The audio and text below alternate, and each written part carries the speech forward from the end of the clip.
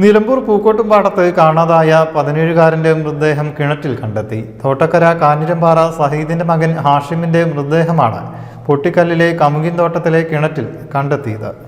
പൂക്കോട്ടുംപാടം തോട്ടക്കര കാഞ്ഞിരംപാറ സഹീദിന്റെ മകൻ 17-കാരൻ ഹാഷിമിന്റെ മൃതദേഹമാണ് പൊട്ടക്കല്ല് കമുകിൻതോട്ടത്തിലെ കിണറ്റിൽ കണ്ടെത്തിയത്. കഴിഞ്ഞ ദിവസം മുതൽ ഹാഷിമിനെ കാണാതായിരുന്നു. ഉച്ചയ്ക്ക് ശേഷം മുടിവെട്ടാനെന്ന് പറഞ്ഞ് വീട്ടിൽ നിന്നും ഇറങ്ങിയതായിരുന്നു.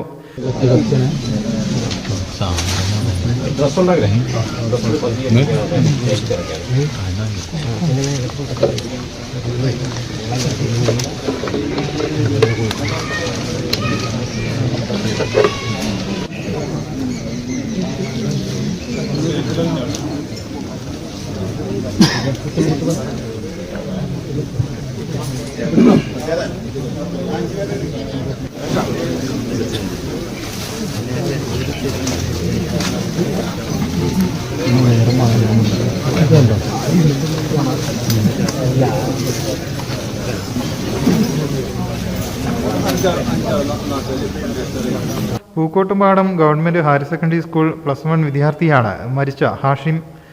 News bureau, Malappuram. പുത്തനത്താണിയുടെ സ്വന്തം കനകമകൾ ജ്വല്ലറി ഇനി മുതൽ Kanaka golden diamonds. Kanaka golden diamonds, Puthanathani. മാറുന്ന ലോകം, മാറ്റത്തിനൊപ്പം.